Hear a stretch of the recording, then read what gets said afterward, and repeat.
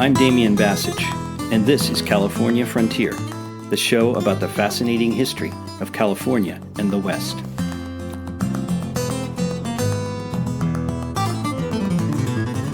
I'm happy to present today the second part of my conversation with Marie-Christine Duggan. Now, if you recall, in the first part of the conversation, we discussed the importance of the trade routes between New Spain and Manila, and how that Manila connection has been crucial for California's history over the last 500 years. Now, if you listen to the first one, you'll remember that our conversation emphasized the importance of understanding the Pacific trade routes, how they influence California's history for 500 years, and also the significance of the 7 Years' War, the British occupation of Manila, all these really fascinating things that highlight how important the California-Manila connection was for our early history. So in part two, we delve into some really fascinating things. We go deeper. We talk about the importance of the naval base at San Blas for New Spain and for trade and for contraband and Mexico City's merchants that really got involved in that. And then we're going to really start to touch on a fascinating figure who is Juan Francisco de Bodega y Cuadra, whose name is on Bodega Bay in Northern California, how he explored the northern coast of the Pacific, Alta California and north, and then some of the whole regional dynamics and individual motivations in the Spanish Empire. I think you're going to really like it. And since it's a long interview, we will also follow it later with part 3. I wanted to go back a minute to what you said about San Blas. What is San Blas? So San Blas was a naval base. New Spain's leading people were furious that Spain built a Navy base at San Blas. And the wealthiest people in the Spanish Empire were not in Spain. They were in Mexico City. Mexico City is halfway between Spain and Asia. And New Spain was known as the source of silver. 95% of what New Spain exported was silver. And the men who financed the silver mines were a small group of people, I don't know how many, maybe like 50 or 100, who lived in a 1 square mile place called Mexico City, which had about 80,000 people. And they were the 1%ers of their day. The Bill Gates, and who's the guy who owns Amazon? Jeff Bezos. Jeff Bezos, right. I was thinking about that when we talked earlier about what topic we were going to discuss. I was thinking, these are the Jeff Bezoses of that time period. And that is exactly right. And, Jeff Bezos has this monopoly with Amazon. If you have a small business and you want to reach people, you pretty much have to advertise your stuff on Amazon, and he takes a big cut, and it drives the small business people sometimes nuts. So in the same way, the Mexico City merchants had a lock on distributing imports all over New Spain. And imports came from Spain through Veracruz, and they came from Manila into Acapulco. And it was really 20-1. It was like mostly Spanish imports because that's what Spain wanted. Spain did not want cheap, high-quality Asian goods to swamp New Spain's market. Sounds familiar. Yes. The Asians have been really good at making beautiful stuff for a long time. The markup, though, on the Asian products was astronomical. The bulk of the imports were from Spain, but the bulk of the profits might have been made on the tiny amount from Asia. And all of it had to go to Mexico City first. And they didn't really have roads. They had mule trains. So you would unload stuff in Acapulco and unload stuff in Veracruz. And I'm sure a little was sold at those two regions, but most of it was taken inland to big warehouses in Mexico City. And then the Mexico City merchants would distribute it out. Now, that meant that they got a cut. They got a cut on all the silver leaving, and they got a cut on every single import coming in, and they were very, very wealthy. In the same way that if a bookstore sells books on Amazon, Jeff Bezos takes a cut. And it probably does make the customer pay a little bit more, but we can't really tell. And we got used to it. And Right. there's other conveniences. And anyway, this was New Spain's system, and everybody was kind of used to it. However, Sinaloa, Sonora, Southern Arizona, California, and Baja California, those are tough places to supply all the way from Mexico City with things that you bring by mule. I mean, statues, cannons. It was people in Sonora and Sinaloa were cheating, Hmm. and they were doing the obvious. They were breaking the rules because the rules were kind of irrational for them. And everybody knew that some silver was falling out into the Gulf of California and getting exported without paying taxes. And in return, these people were sometimes buying British goods from Panama, because Jamaica is right next to Panama, and Jamaica was British. And sometimes, Oh. bales were falling off the Manila galleon, and they were getting Asian cloth. A lot of what people bought in those days was cloth. And they weren't paying taxes on that. And so when the Spanish crown established San Blas, it was 3 miles from Matanchel. You could walk to Matanchel from San Blas. It's so close. And Matanchel was known as a notorious contraband trade port. And so the Mexico City merchants were hopping mad that the crown would make an official port at San Blas, because it was like giving the crown's approval to a bunch of contraband traders. So they basically said, well, if we can't beat them, we'll sort of co-opt them under our umbrella. Well, actually, it was more like the Spanish crown said, we want to cut the Mexico City merchants down to size. They're too powerful and they're too wealthy. They're more powerful than anybody in Madrid at this point. Mm. And the Spaniards really wanted the king to be more powerful. They were regalists. So in 1760s. So they said, we have to cut these Mexico City merchants down to size, and we'll do it by breaking off this area and giving it its own port. So San Blas was about to become the port for the Greater West, which was going to be Sinaloa, Sonora, Southern Arizona, California, and Baja California. And then ships could arrive at San Blas, and San Blas could actually take other ships up to Mazatlan and Sonora and Cabo San Lucas and Monterey and San Diego. And that would be a cheaper way to supply the region. And it wouldn't destroy the Mexico City merchants, but it would leave them a smaller market area, right? They would then have southern New Spain and central New Spain, Mexico City, but they would get the Caribbean side, but they would have lost a piece. It's as if we said, well, Amazon can be the online seller for half of the United States, but the other half will have this other online seller. So you keep it, but you reduce its power. Exactly. Now, I don't want to say that San Blas opened up in 1768 announcing that this is what it was going to do. No, Right. It didn't do that. It said, we're just making a Navy port here. Calm down. Don't get all in a huffy about this. It's not a threat. But the people who established that port were thinking from the get-go that it would be a threat Mm-hmm. to Acapulco's monopoly. They were people that did not believe in monopoly. This was the time of Adam Smith, or that the British East India Company should not have monopoly rights to import spices to England. And the same ideas were current in Spain, that you did not want to give one actor so much privilege that they became too powerful. And they were thinking of cutting Mexico City's mercantile guild down the side. But they didn't say that. They said, oh, don't get in a huff. But gradually over the next 20 years,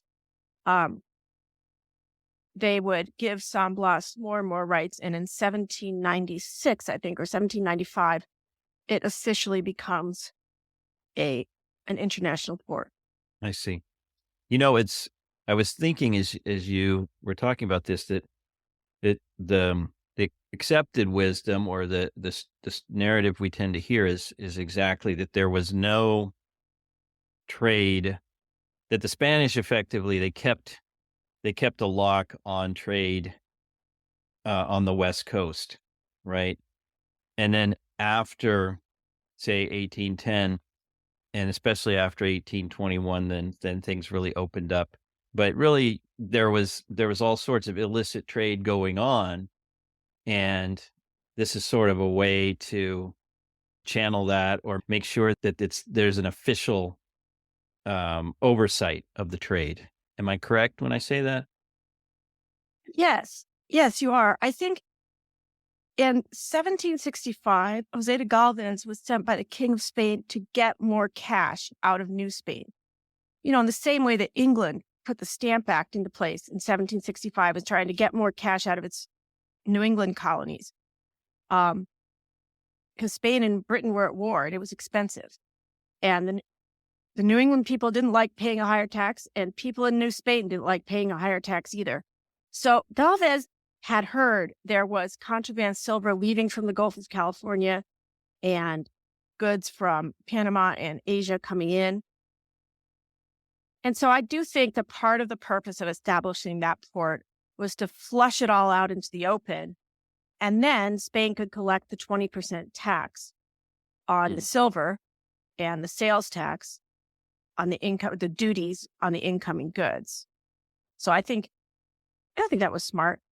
But Jose de Galvez was also a brutal man, and he killed a lot of people and wrecked a lot of things. So I don't know that Spain actually did get more money. But the local merchants, the regional merchants of the area, and behind San Blas is a place called Tepic, they kind of allied themselves with Galvez and say, this is our big break where we can get some legitimacy. So Galvez leaves Spain leaves New Spain in 1771. He goes back to Spain, and he becomes very powerful in Spain. But I think that the regional merchants of Tepic, Guaymas, and really Guadalajara. Guadalajara is the second largest city in Mexico. It doesn't seem that close to San Blas, but it's a lot closer than Mexico City. And it was the big mercantile center that used San Blas increasingly as its commercial port. And so those people get engaged. And that's where I did find the commercial actors. So the conventional wisdom right now is that there were no Hispanic actors in the fur trade. Adele Ogden says that, except for Vicente Pasadre, and Gibson says that, and Warren Cook says it. He wrote a beautiful book that, I've read all of these people's books several times, and I think they're brilliant scholars. But I just think that that's strange that we have swallowed that there were no Hispanic commercial actors in the fur trade. And in fact, there were. And they operated through the San Blas Navy. San Blas, so there's always two dimensions to it. So the San Blas Navy was a Navy center, and it did have a government supply line to California, to Baja California, to Guaymas, and to Mazatlan. But in addition, it was a mercantile center. And on the ships that went up to California delivering supplies, there was also cargo by individual merchants in Tepic. And in California, if people caught otter hides, they could sell the hides to those ships. So they would have a larger budget than the official one. The official budget had been spent on official supplies. But if you gave the San Blas Navy personnel the hide to take to merchants in Tepic, then you had a little extra buying power for buying these extra goods that the merchants of Tepic had sent up. Did that money, or the money made from the hides, did that stay with the ship's personnel, or did it wind up back in government hands, or was it taxed, or how did that work? Say I'm a ship's captain and my crew, and we're taking on otter hides in Alta California to resell back in Tepic or San Blas, where was that money going? Who was holding on to it? Well, you know, I think a lot of people have assumed that we don't know about this because it was contraband. It was against the rules. But actually, a lot of times it was legit. Hmm. Um, it's just that your smart ship captain did not announce to the world that he had just gotten 300 otter hides and was making a fortune. Mhm. Because if you do that, the government might say, well, you have to pay tax on that. You might get competitors coming in.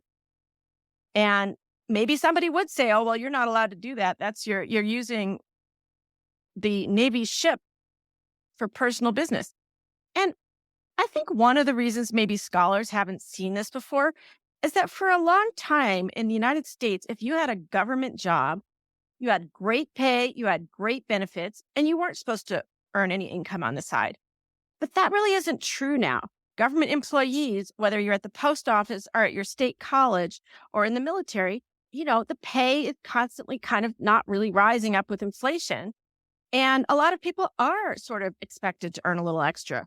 People may have an Airbnb, or they may work in the Mhm. summers or they may like teach one course online in addition to their day job in person. And nobody thinks there's anything wrong with that now. In fact, we think that that would be a pretty smart thing to do to try to create stability for yourself in a time of uncertain budgets. And that's kind of the way the San Blas Navy was. Their budget was not very secure.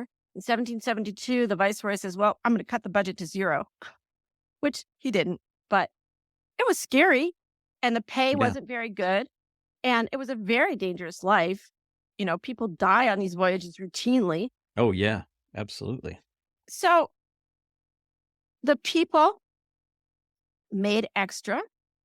Um, and we call it contraband because it was against the rules, contrabando. But, you know, this was just your basic groceries. Okay, maybe some of Jose Cuervo's tequila from time to time.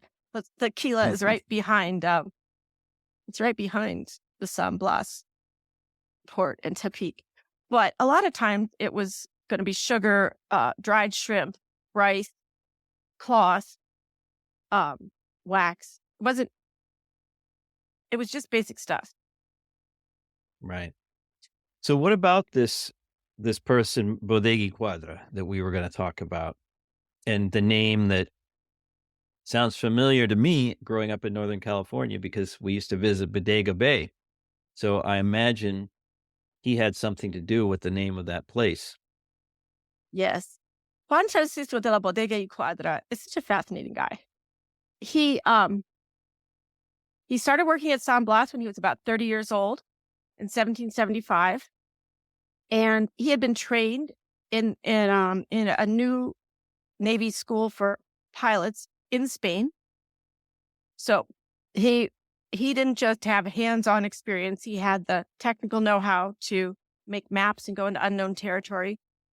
And the San Blas Navy didn't just go to California. In 1774, the first trip actually went all the way up to around 54 degrees 40, 5440, which is in British Columbia now. Um, then Bodega y Cuadra was on the second journey in 1775. And they had a new ship built in San Blas called the Sonora. And he was manning this ship with Antonio Morel. And Bodega and Morel are kind of buddies.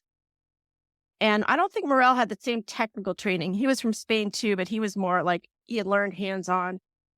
And their ship is so bad that you cannot be on this ship without getting wet. It's just constantly inundated. And they're going with Bruno Hezeta, who's the commander of a larger ship. And Hezeta at a certain point attaches a cable to the Sonora and pulls it along to Monterey. So that's how inadequate the Sonora Wow. was. And when they get to Monterey, Hezeta says, okay, guys, I'm sure you want to stay here in Monterey while the rest of us go up into the freezing waters of the far north. Well, Bodega and Morel are like, no way, man, we're going. They say, look, if we were going to be killed, we'd be dead by now. We survived that awful journey, and we're definitely going to go for the glory and the excitement of unknown territory. So they do go. And, again, collecting otter hides is just routine on this trip. And I don't think it's the only reason they went, but they definitely traded for otter hides at 41 degrees, which is Trinity, California, at 47 degrees among the Quinault, and again at 50 degrees. Now, Nootka Sound would be the major place to get the best otter hides for the next 20 years. And they went to Nootka Sound, Nootka Sound is at 49 degrees, and Hazetta says at 50 degrees, we're going to turn around. Well, to me, that is suspicious that he did think the point was to get the otter hides at Nootka Sound, but he doesn't say that. It just seems odd that he chose to turn around at 50 degrees. The government had asked them to go a little further. Well, everybody knew that the unofficial invisible border with Russia was 5440. No Spanish ship had ever crossed it as far as we know. So, though technically Spain claimed that they owned the territory, the Russians had been there for many years. Anyway, Morel and Bodega are like, no way are we not going to cross the border into the Russian territory, because that's exciting. So in their tiny little ship, they kind of ditch their boss. They say, oh, it was foggy. We couldn't find you. But nobody believes that. And so Hazetta turns around, and Bodega and Morel keep going past 55 degrees they go up to about 58 degrees in what is clearly Russia. And again, they trade along the way. Sorry, can I stop you right there? Who are they trading with? Who's supplying them with otter pelts along the way up the coast? So I imagine Monterey, there's an outpost. There's, that's a settled area. But as they get further and further north, who's offering them? Who's offering them the pelts? So I want to be clear. I don't think they were getting pelts in California at this time. I think they started getting pelts in like the early 1780s in California. What they were getting from Monterey was abalone shells, which are so beautiful. Yeah. And word was out that in Nootka, they would give a beautiful otter hide for 2 abalone shells. So the trick was to go to Monterey first and maybe use glass beads to trade for abalone. So with the natives, with the Indians. Natives. And there were lots of unconverted people. I mean, there were missions in California, but 1775, San Francisco hadn't even been founded yet, and there were many people who were not yet converted. And then head up. You have to make this giant fee to get from San Blas to California. You have to go out into the open Pacific and come back. And then you have to make another giant fee to go back up to Nootka. And because the currents are the southerly currents, right, are so hard to fight along the coast. Exactly. That it's very hard to sail against that current. So they traded with the Yurok at Trinity Harbor at 41 degrees. And with the Quinault at 47 degrees, which is near Olympia, Washington. And then at 50 degrees, they were just past Nootka Sound. The people were called Nootka at that time. Now we say Nuchalnu. And they do say that they traded. I mean, I didn't make that up. I think it's clear that their focus on saving their lives and getting glory is first. And I'm not trying to argue against that. I do wonder if Hazetta turning around at 50 degrees had something to do with getting the hides. But I don't think that Morel and Bodega were primarily motivated to make money. I think they were primarily motivated to prove themselves. They were the kind of young men who, if they had motorcycles today, would go too fast on Route 1. This marks the end of part 2 of my interview with Marie Christine Duggan. Stay tuned for part 3 on the next episode of the California Frontier Show. Thanks for joining us for this episode of the California Frontier Podcast. If you liked what you heard, consider leaving a review on Apple Podcasts, Spotify, or wherever you listen to your podcasts. Also, be sure to check out the California Frontier Project website at www.californiafrontier.net. If you have a question, a comment, or a suggestion, make sure and drop me a line at damian@californiafrontier.net.